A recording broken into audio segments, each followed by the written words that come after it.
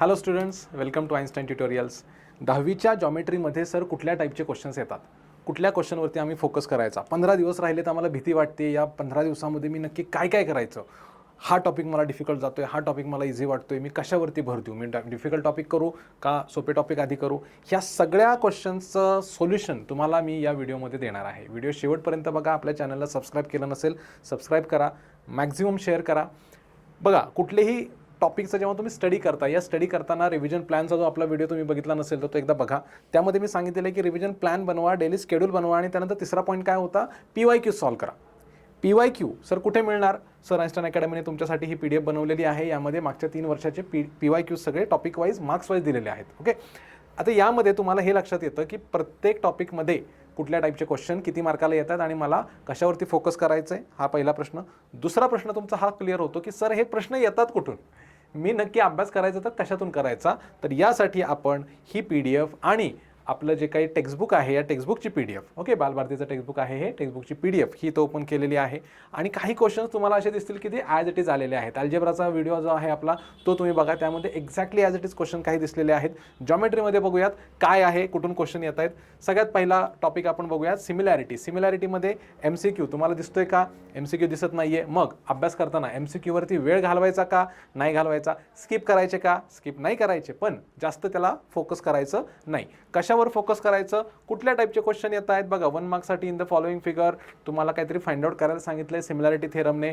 त्यानंतर रेशो दिलाय, रेशोमध्ये तुम्हाला एरिया फाइंड आउट करायचा आहे, म्हणजे एरियावाला जो थेरम आहे एरिया ऑफ सिमिलर ट्रायंगल्स, त्यावरती क्वेश्चन आलेला आहे. इथे पुन्हा काय आहे, एरिया ऑफ सिमिलर ट्रायंगल. इथे पुन्हा काय आहे, एरिया ऑफ सिमिलर ट्रायंगल. म्हणजे 1 मार्क्ससाठी तुम्हाला एकच पॉईंट करायचा आहे, कुठला, the ratio of area of similar triangles is directly proportional to the ratio of their square of their sides. Okay, तर त्यावरती तुम्हाला सगळे क्वेश्चन जे आहेत हे यावरती दिसतील. दुसरा 2 मार्क्सचा क्वेश्चन. 2 मार्कमध्ये काय दिसतंय मला बाबा AEची व्हॅल्यू फाइंड आउट करायची आहे. BPTवरती क्वेश्चन आलेला आहे. त्यानंतर ट्रान्सफर्स याच्यावरती क्वेश्चन आलेला आहे.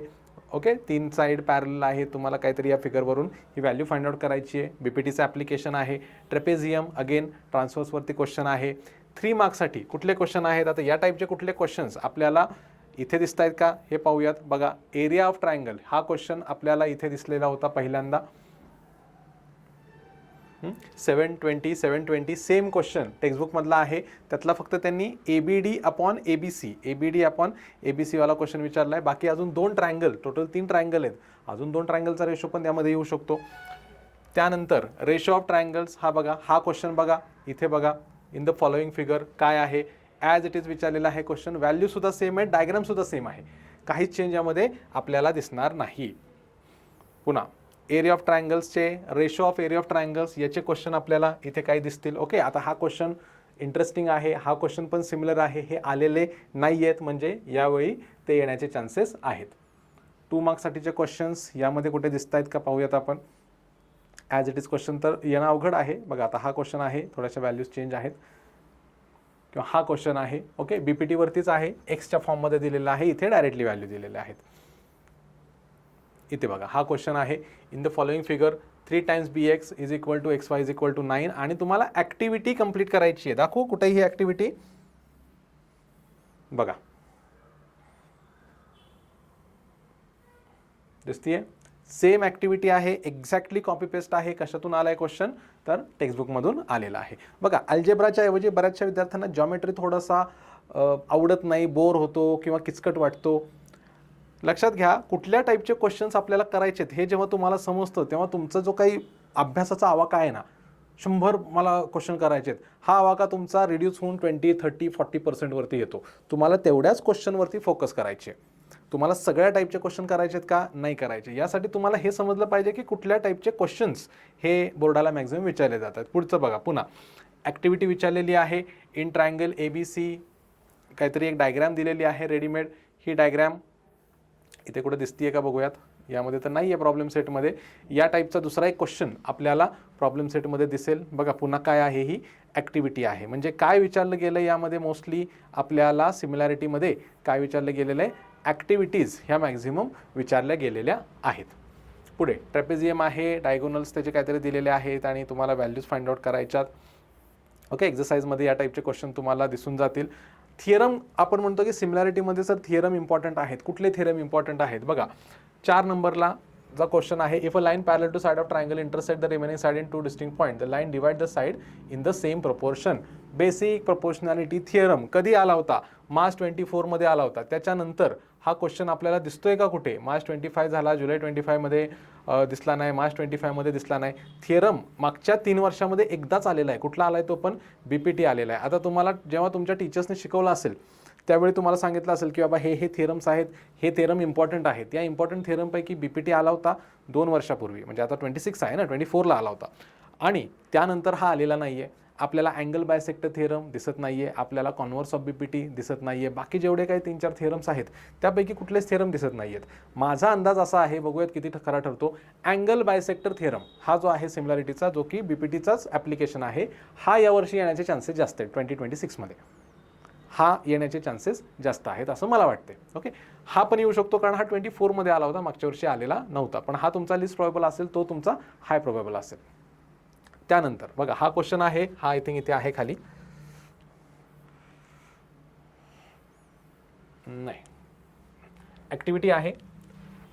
हां सी, हा क्वेश्चन आहे, या टाईपचाच क्वेश्चन इथे दिसतोय. टाईपचा नाही, सेमच क्वेश्चन आहे. ॲक्टिव्हिटी आहे अगेन इन ट्रायंगल PMQ, नावं सुद्धा बदललेली नाही आहेत, सेम ॲक्टिव्हिटी विचारलेली आहे.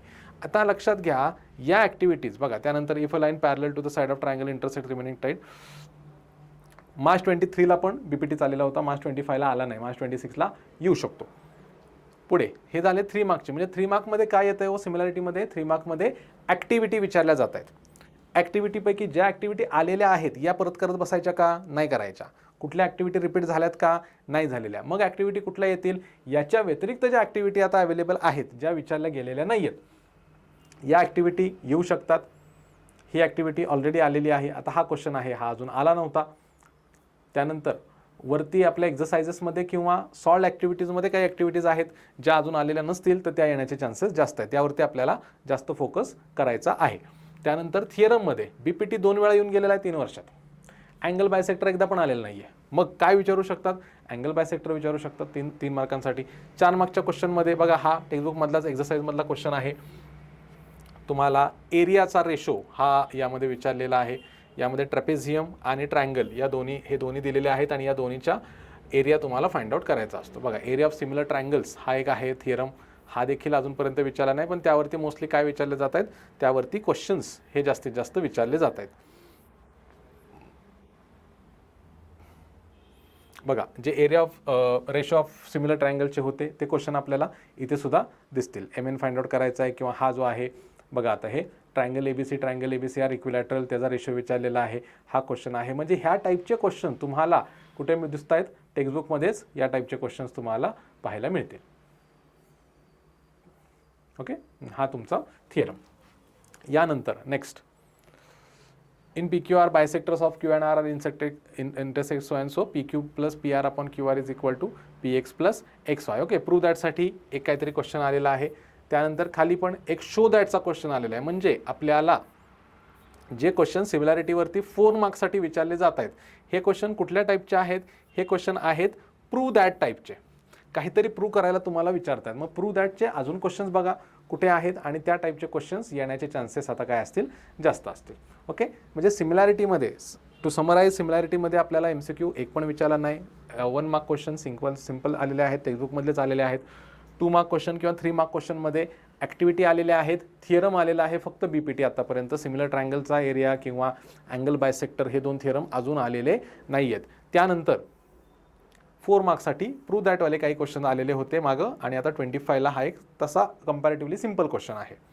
चलो, नेक्स्ट टॉपिक आहे पायथागोरस. सिमिलॅरिटीवरती MCQज नव्हते, पायथागोरसवरती MCQज आलेले आहेत. बघा, काही टॉपिक असे असतात की ज्यामध्ये स्कोपच नसतो MCQ विचारायला, त्यावरती MCQ फॉर्म होऊ शकत नाहीत, त्यामुळे त्यावरती MCQ येत सुद्धा नाहीत. आता काही टॉपिक असे आहेत, जसं हा आहे, यावरती MCQ फॉर्म झालेले आहेत आणि ते विचारलेले सुद्धा आहेत. म्हणजे पायथागोरसमध्ये MCQ प्रॅक्टिस तुम्हाला स्किप करायची नाही.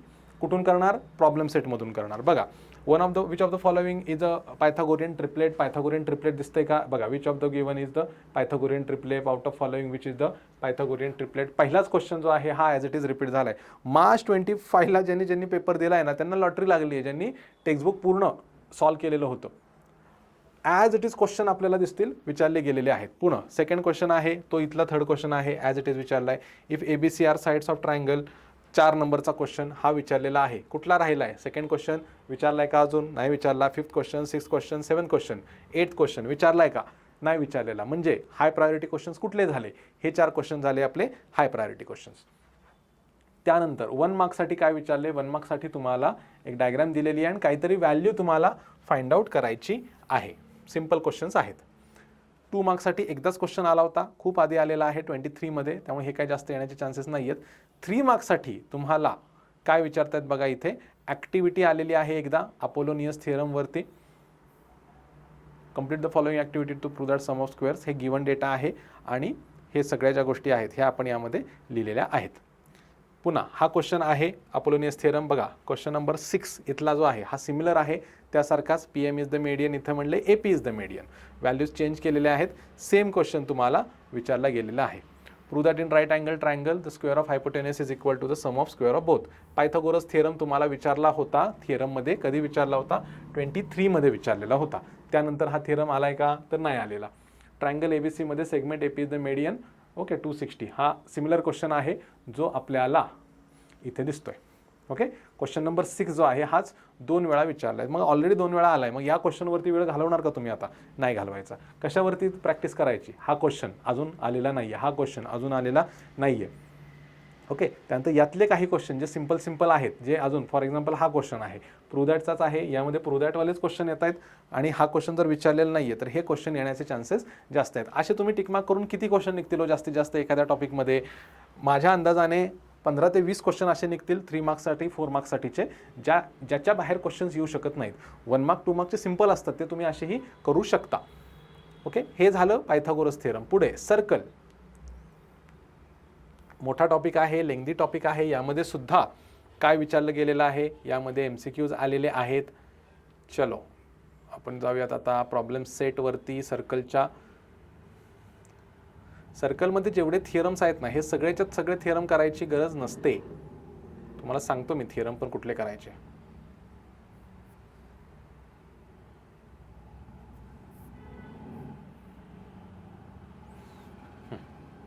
बघा, आता MCQ जे आलेले होते सर्कलमध्ये, triangle angle ACB is the inscribed angle. Okay, दिसतोय का? बघा, क्वेश्चन नंबर 6 आहे, सिमिलर आहे याच्या. Triangle ACB is inscribed. Okay, triangle ACB, इथं अँगल म्हणलेला आहे, इथे ट्रायंगल म्हणलेला आहे, सिमिलरच म्हणू शकतो आपण. क्वेश्चन नंबर 6च्याच मेजर ऑफ आर्क तुम्हाला फाइंड आउट करायची आहे. आर्कची length is a different thing. Measure of arc म्हणजे सेंट्रल अँगल त्याचा किती आहे, डिग्रीमध्ये तो असतो. कॉड AB and CD intersect each other. दिसतंय का इथं? क्वेश्चन नंबर 7 एक्झॅक्टली कॉपी केलेला आहे. क्वेश्चन नंबर 6 आला आहे, क्वेश्चन नंबर 7 आलेला आहे. क्वेश्चन नंबर मग सिरियसली जर जायचं म्हणलं, question number 8, question number 9, question number 10 हे आलेले आहेत का? नाही आलेले. आधीचे क्वेश्चन्स रेडियस वगैरे हे आलेत का? नाही आलेले. म्हणजे तुम्हाला आता MCQजमध्ये राहिलेल्या क्वेश्चनवरती फोकस करायचा आहे. रिपीट क्वेश्चन होत आहेत का? नाही होत. ॲज इट इज रिपीट होत आहेत का? रेअरली होत आहेत, अदरवाईज नाही. 99% फ्रेश क्वेश्चन येतात. मग फ्रेश क्वेश्चन प्रत्येक वेळी शोधणार कुठून? टेक्स्टबुकमधून, टेक्स्टबुकमधल्या तुमच्या प्रॉब्लेम सेटवरून. Next 1 mark question almost every year आलेला आहे. सायक्लिक क्वाड्रिलॅटरल वगैरे काहीतरी अँगल विचारला आहे, तो अँगल फाइंड आउट करायचा आहे. डिस्टन्स बिटवीन देअर सेंटर्स, इथे MCQ टाईपमध्ये हा सेम क्वेश्चन आहे. 5 सेंटीमीटर 3 सेंटीमीटर, इथं 5.5 3.3 पॉईंट काढून टाकला फक्त. मग त्याचा डिस्टन्स बिटवीन देअर सेंटर्स काय असेल हा क्वेश्चन इथे सॉल्व्ह करायला इथे MCQमध्ये दिलेला आहे. Distance between parallel tangents, length of longest chord, simple single लाईनमध्ये येणारे क्वेश्चन्स आहेत. 2 मार्क्ससाठी क्वेश्चन्स काय आलेले आहेत बघूयात. 2 मार्क्ससाठी ॲक्टिव्हिटी आलेली आहे. हा एक क्वेश्चन जर वरचा सोडला, इन द फॉलोइंग फिगर, आपल्याला अँगल फाइंड आउट करायचा आहे. ऑपोजिट अँगलचे ॲडिशन वगैरे त्यावरून करू शकतो, 180 असते. त्यानंतर बघा सगळे क्वेश्चन्स 2 मार्क्सचा 2 नंबरचा क्वेश्चन आहे, ॲक्टिव्हिटी आहे इंटरनल डिव्हिजन ऑफ कॉर्ड्सवरती. तिसरीसुद्धा काय आहे? ॲक्टिव्हिटी आहे 2 मार्क्ससाठी. चौथीसुद्धा काय आहे? ॲक्टिव्हिटी आहे. इथे 6वीसुद्धा काय आहे? ॲक्टिव्हिटी आहे. 7वी 7वा क्वेश्चन आहे. म्हणजे 7 क्वेश्चनपैकी 3 का 4 ॲक्टिव्हिटी आलेल्या आहेत 2 मार्क्ससाठी. म्हणजे सर्कलमध्ये फोकस कशावर करणार आहे मी? 2 मार्क्ससाठी ॲक्टिव्हिटीवरती करणार आहे. समजा सर्कल मला अवघड जातोय, मला येत नाही, तर सगळा टॉपिक्स कधीही ऑप्शनला टाकायचं नाही, सोडून द्यायचं नाही. त्यातलं काय काय काय काय येते, तर त्यातली ॲक्टिव्हिटी मला येऊ शकते, त्यातले MCQs मला येऊ शकतात. 2+1 3 मार्क्स आपले कंप्लीट झाले. 3 मार्क्सचे क्वेश्चन्स बघा. 3 मार्क्सचे जे क्वेश्चन्स आहेत, एक बाबा काहीतरी रेक्टँगल आहे, त्याची डायमीटर दिलेला आहे, सेमी सर्कल ड्रॉ केला. ओके, डायग्राम बेस्ड सगळे क्वेश्चन मोस्टली यामध्ये आपल्याला दिसतील. ओके, ठीक आहे. हाय क्वेश्चन आहे, prove that tangent segment drawn from the external point to the circle are congruent. एक थिअरम विचारला होता मार्च 25 मध्ये. एकच थिअरम आत्तापर्यंत आपल्याला दिसतोय मागच्या 6 पेपर म्हणजे 3 वर्षांमध्ये. Chord of triangle with centre so and so, write the answers to following. इथे बघा ॲक्टिव्हिटी आली आहे पुन्हा इंटरनल डिव्हिजन ऑफ कॉर्ड्सवरती. इंटरनल डिव्हिजन ऑफ कॉर्ड्स टाईपची ॲक्टिव्हिटी यांनी इथे विचारलेली आहे. इथे या टाईपचे क्वेश्चन्स, हे सुद्धा या टाईपचे क्वेश्चन्स विचारले गेलेले आहेत. पुन्हा 3 मार्क्ससाठी काय आलंय? ॲक्टिव्हिटी आलेली आहे. म्हणजे आपण उगाच डोकं फोडत बसतो क्वेश्चन्सवरती. विचारतायत काय आपल्याला? विचारतायत ॲक्टिव्हिटीज. सर्कलमध्ये मला काय दिसलं? 2 मार्क्सची ॲक्टिव्हिटी आली, 3 मार्क्सची ॲक्टिव्हिटी आली. पहिला एक थिअरम आला होता कॉन्ग्रुएंट टँजंटचा. इथे काय आहे? Angles inscribed in the same arc are congruent. हे तुम्हाला प्रूव्ह करायचं आहे.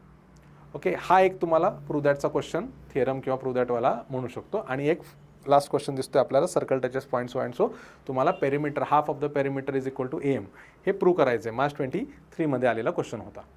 किचकट क्वेश्चन सर्कलमध्ये येत आहेत का? किचकट क्वेश्चन येत नाही आहेत. कशा टाईपचे क्वेश्चन येत आहेत? सिम्पल टाईपचे क्वेश्चन येत आहेत. ॲक्टिव्हिटीज ह्या जास्तीत जास्त त्यांनी आतापर्यंत विचारलेल्या आहेत.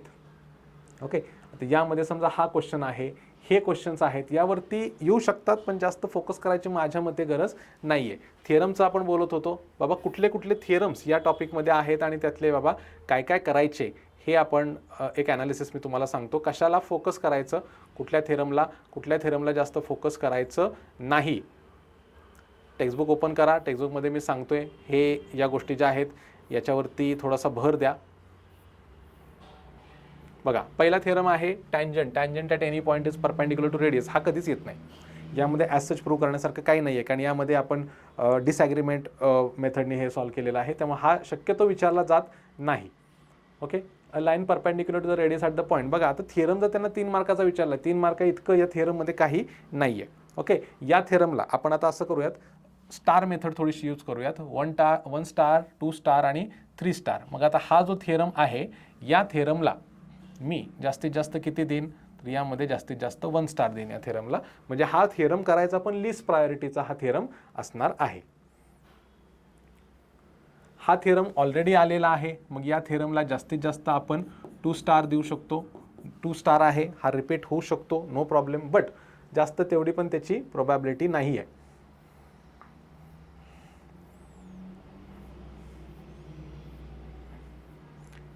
त्यानंतर डिस्टन्स बिटवीन रेडियस टचिंग सर्कलचा हा थिअरम करत बसू नका, हा कधीच येत नाही. यानंतर कॉन्ग्रुएन्स, यामध्ये काही येणार नाही. मेजर ऑफ आर्क्स, यामध्ये बघा कॉर्डचे हे 2 क्वेश्चन्स आहेत. 2 chords corresponding are congruent and 2 congruent are they are congruent. म्हणजे कॉर्ड कॉन्ग्रुएंट असतील तर आर कॉन्ग्रुएंट आहेत. याला जास्तीत जास्त 1 स्टार देता येईल. यावरती ॲज इट इज क्वेश्चन येण्याचे चान्सेस मला तरी वाटत नाही आहेत. 1 स्टार तुम्ही याला देऊ शकता. कुठलाही एक झाला, तुम्हाला दुसरा क्वेश्चन, दुसरा थिअरम जो आहे तो सॉल्व्ह करता येईल.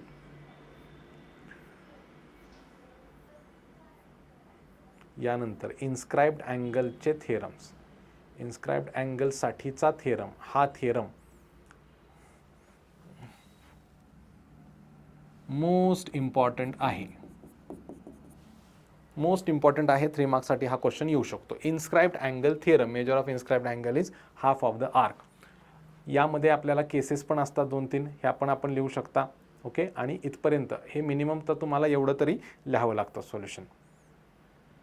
त्यानंतर हा थिअरम, हे याची काही गरज नाही आहे. त्यानंतर ऑपोजिट अँगल्स आर सप्लिमेंटरी, ह्याला सुद्धा मी किती स्टार देईन? 3 स्टार देईन. हा ॲक्टिव्हिटी बेस्ड हा क्वेश्चन येऊ शकतो यावेळी. ॲक्टिव्हिटी बेस्ड थिअरम त्यांनी आजपर्यंत विचारलेला नाही आहे. प्रूव्ह दॅटचे क्वेश्चन्स आहेत ॲक्टिव्हिटी बेस्ड 2 थिअरम विचारले, ते डायरेक्टली प्रूव्ह दॅट म्हणलेलं आहे. हा ॲक्टिव्हिटी बेस्ड दिलेला आहे. माझा हे बोलणं लक्षात ठेवा, लिहून ठेवा कुठंतरी. पेपर आल्यानंतर आपण चेक करूयात. आज मी रेकॉर्डिंग करतोय 31 जानेवारीला. ओके, पेपर तुमचा ऑलरेडी प्रिंट झालेला आहे. हे काही मला माहीत नाही आहे पेपरमध्ये काय आहे ते, पण जो अंदाज आहे, माझा जे काही टीचिंगचा एक्सपिरियन्स आहे, त्यामधून मला असं वाटतंय की हा अँगल, हा क्वेश्चन येण्याचे चान्सेस सगळ्यात जास्त आहेत सर्कलमध्ये.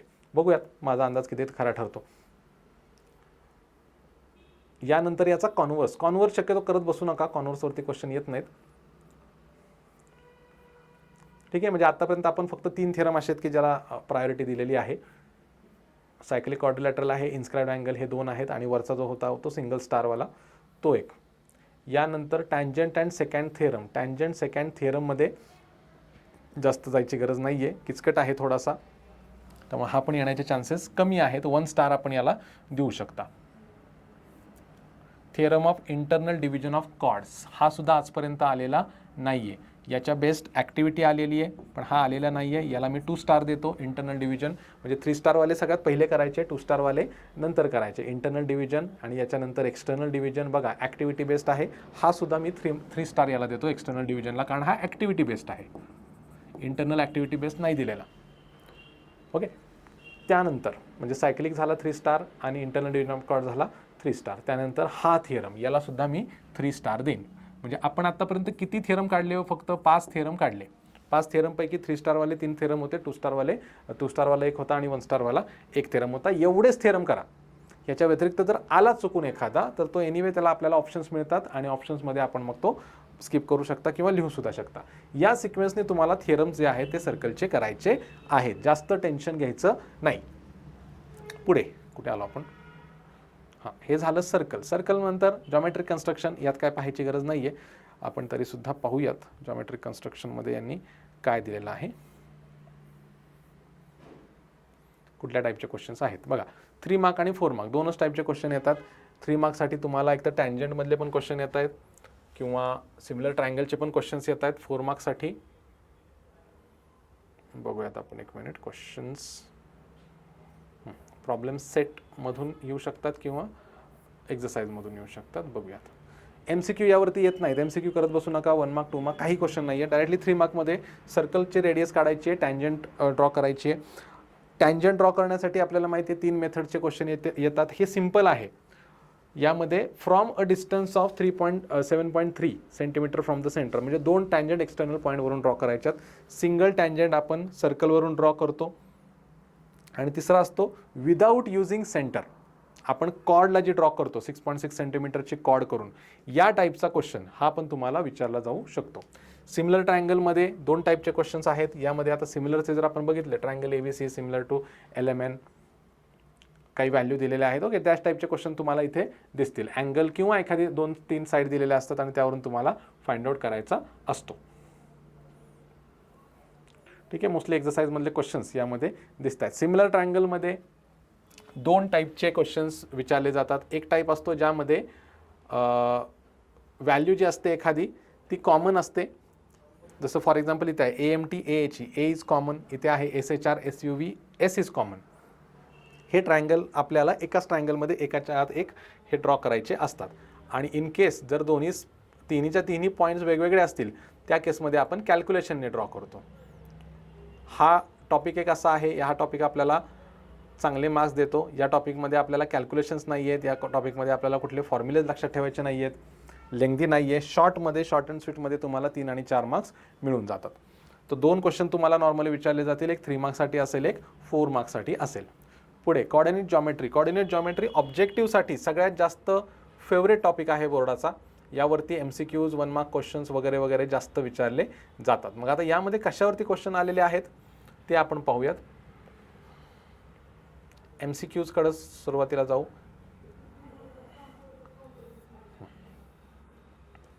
बघा, आता MCQs लेफ्ट हँड साईडला आपल्याला दिसतील आणि राईट हँड साईडला तुम्हाला त्या MCQsचे रेफरन्स कदाचित टेक्स्टबुकमध्ये सापडतील.